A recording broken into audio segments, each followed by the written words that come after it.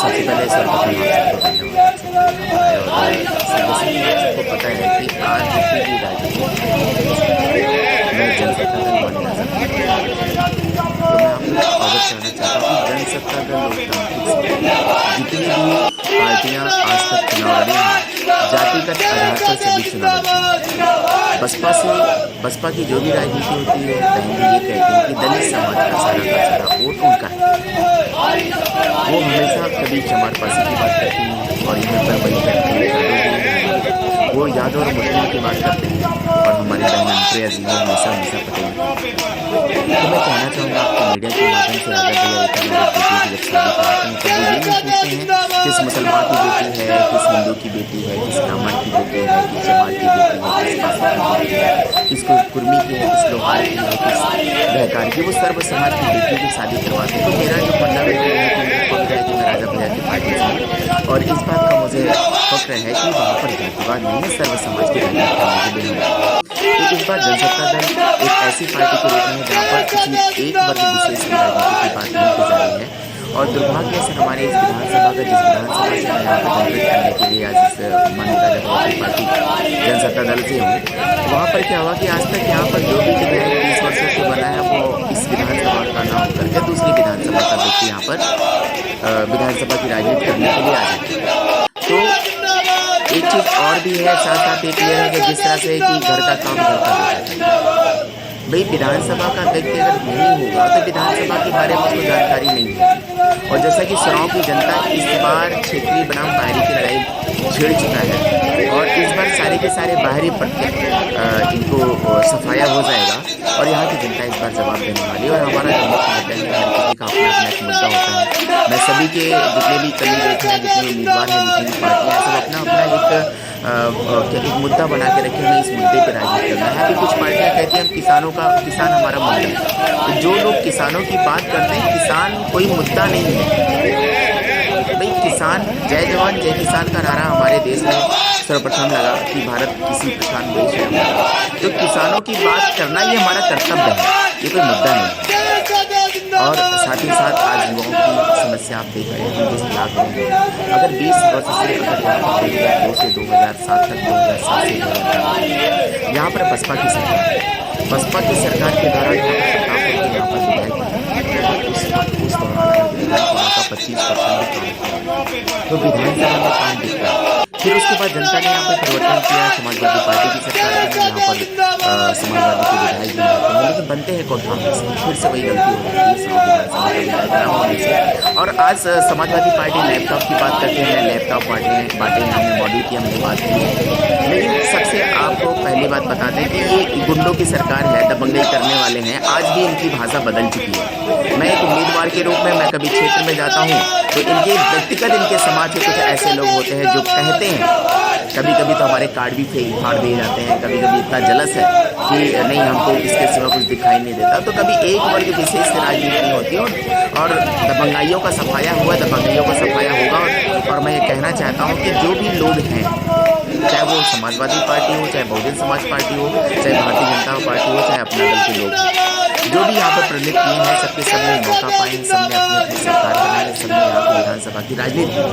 लेकिन मैं आपसे बता रहा हूँ, लैपटॉप बांटने का काम समाजवादी पार्टी ने 2012 में किया था। अगर विधानसभा का काम 50% चुनाव विधानसभा का काम हो जाता और यहीं पर हमारे विधानसभा के अपना दल के गठबंधन के यहाँ के हमारे पड़ोस में हमारे विधायक जी हैं, जो उनके ऐसे ऑडियो मैं आपको दिखाऊंगा जो जनता को गाली दे रहे हैं कि हम इस वर्ग का हमने वोट ही नहीं पाया, हम इस वर्ग का समर्थन नहीं करते हैं। तो ऐसे लोगों को इस बार जनता जवाब देगी। और ये केंद्र में भी सरकार रही भारतीय जनता पार्टी की और राज्य में भी सरकार। अगर 35% काम किए होते, पूरे विधानसभा का 20 साल में 85% काम हो जाता है सर। और काम दिखाई देता है, जब काम होता है तब काम दिखाई देता है। सारे के सारे सिर्फ जुल्मेबाजी हो रही है, सिर्फ बताया जा रहा है मैंने ये किया है, मैंने वो किया है, सिर्फ पेपर पे और क्या बोलते हैं ओनली कहने में है और विकास कहीं दिख नहीं रहा है। और साथ ही साथ सर मैं एक बात और कहना चाहूँगा आपके मीडिया के माध्यम से, जिस तरह से आज विधानसभा का विधायक अगर नहीं होता तब तक उस विधानसभा का जिस तरह से कई सारे वर्ग के लोग होते हैं उस क्षेत्र के विकास भाई ग्राम प्रधान भी चुनाव लड़ता अपने ग्राम सभा के विकास के लिए, वहीं पर क्षेत्र पंचायत भी बीडीसी का चुनाव लड़ता अपने वार्ड के विकास के लिए, फिर वहीं पर अपने पास जिला पंचायत सदस्य 20 ग्राम सभा का नेतृत्व करने के लिए आता है, 20-25 ग्राम सभा का, और वो भी विकास की बात करता है, और इवन ब्लॉक प्रमुख बनता है वो भी विकास की बात करता है। लेकिन आप किसी भी ग्राम सभा में जाकर सही तरीके से ग्राम सर्वे लेने तो विकास आपको कहीं दिखाई नहीं देगा। विकास सिर्फ लोगों की जुबान पर दिखाई देता है, और साथ ही साथ MP MLA और होते हैं वो भी विकास की बात करते हैं। और जिस दिन आपका स्थानीय, आपका क्षेत्रीय विधायक बनेगा, MLA बनेगा, MP बनेगा, उस दिन आपके क्षेत्र का विकास होना शुरू हो जाएगा। आपका ग्राम प्रधान भी मजबूत हो जाएगा। ग्राम प्रधान भी बहुत सारे वादे करता है।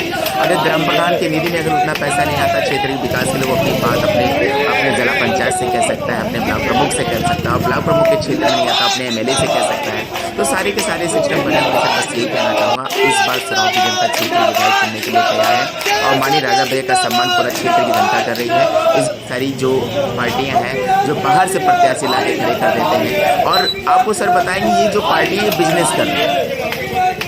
जिस तरह से हम एक गाड़ी खरीदते हैं, और गाड़ी खरीदते हैं तो गाड़ी का किस्त इंस्टॉलमेंट हम करते हैं, किस्त देते हैं, उसका एक फाइनेंस कराते हैं, भाई चलो 12 लाख की हमने कार ले ली, तो 12 लाख जब हम खर्च करते हैं तो उसका इंस्टॉलमेंट बांधते हैं, उसका कहीं ना कहीं से पर मंथ उसका हम पैसा पे करते हैं। जिस तरह से जितने भी उम्मीदवार आए हैं, मैं आज जनता को बता देना चाहता हूँ, सब के सब बिकाऊ हैं, और जितनी पार्टियां हैं सब टिकट बेची हैं।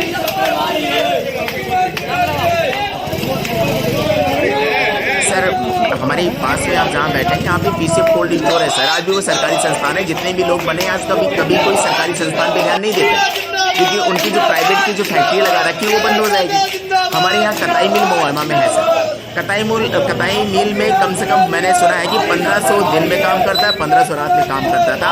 जब से वो बंद है, अगर चलता तो डेवलपमेंट करता, कम से कम हमारे ख्याल से 10,000 पब्लिक वहाँ पे काम करती। लेकिन रोजगार के अनुसार यहाँ की जो जनता अभी हमारे बीच में कोरोना काल रहा है, कोविड ज़्यादा दूर नहीं है, हमारे यहाँ के मजदूरों को प्रवासी मजदूर बना दिया गया। हमारे यहाँ का मजदूर कहीं बॉम्बे से पैदल चल के आया है, पूना से पैदल चल के आया है, दिल्ली से आया है, कानपुर से आया है, कई सारे नगर से पैदल चल के आया है। अगर से यहाँ पर और यहाँ के जितने भी ब्लॉक हैं, मोहमा ब्लॉक है, बहरिया ब्लॉक है, सराव ब्लॉक है, अगर इस ब्लॉक के अंतर्गत जितने भी विधायक बने, उनकी पूर्ण बहुमत में सरकार बनी, अगर ये छोटे छोटे उद्योग लगाए होते सर, तो शायद हमारे यहाँ का मजदूर प्रवासी मजदूर न बनता, और जो रोजगार की समस्या ये कहीं ना कहीं खत्म।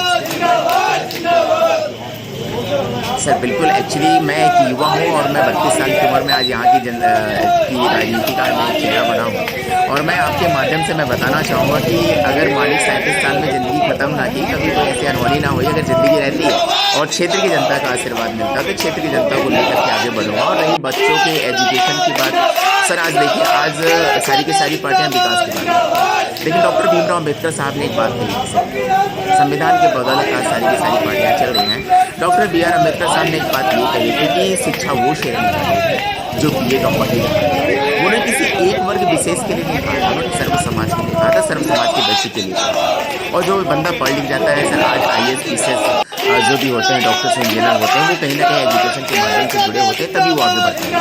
अगर हम यहाँ विधानसभा में आते हैं तो सबसे पहले हमारे जो प्राथमिक विद्यालय हैं, सबसे पहले प्राथमिक विद्यालय जहाँ पर मिड डे मील बन रहे हैं सर, वहाँ पर बेदराली हो रही है। वहाँ पर लोगों के परसेंटेज बने कि दुकान वाले का परसेंटेज अलग है, आज बच्चों को ये चीज़ देना चाहिए, वो चीज़ नहीं मिल रहा। तो मैं सर्वप्रथम सबसे पहले मैं क्षेत्र की जनता से एक वादा कर रहा हूँ, और आप सबके माध्यम से कहना चाहता हूँ, अगर यहाँ की जनता अगर मुझे सुनती है और यहाँ पर जनप्रतिनिधित्व करने का मौका देती है, तो सबसे पहले प्राथमिक विद्यालय में जो हमारे यहाँ आज दलाली हो रही है, उस दलाली को बंद करके बच्चों को सही भोजन और सही शिक्षा दिलाने का प्रयास रहेगा, क्योंकि सर बच्चे ही हमारे देश का भविष्य है। और रोजगार की आप बात कर रहे हैं सर, रोजगार के क्षेत्र में छोटे छोटे उद्योग लगाने का प्रयास किया जाएगा। अगर यहाँ की जनता बहुत मेहनत करना है सर, 25 साल से यहाँ पे सिर्फ चारागाह बना के लोगों ने चरने का काम किया है।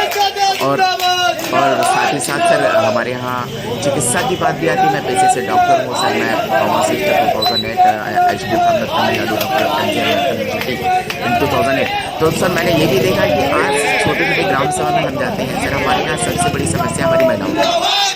जो ANM सेंटर बने हैं सर, आज वहाँ के मकान जर्जर बने हैं, स्वास्थ्य विभाग की बिल्डिंग है, वहाँ पे डॉक्टर्स बैठ रहा है। वहाँ पर ये होता है कि कोविड के दौरान ये देखा गया कि साफ सफाई का होना बहुत ज़रूरी है। आदमी छीन छीन के हाथ धुल रहा है, सैनिटाइज कर रहा है, लेकिन जब वहाँ की बिल्डिंग ही नहीं सही है, जहाँ पर साफ सफाई है ही नहीं है, जिसको हम लोग केंद्र मानते हैं कि यहाँ पे क्या बोलते हैं बंदा स्वस्थ होने के लिए आ रहा है, पता लगे वहाँ जाके बीमार हो जाए।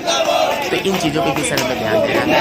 और साथ ही साथ सर इत्मीनान सेंटर जो बंद पड़े हैं उत्तर प्रदेश में, सर मैं बता रहा हूँ 45,000 से भी ज़्यादा उपकेंद्र बंद पड़े हैं सर। इसकी बात कोई नहीं कर रहा है।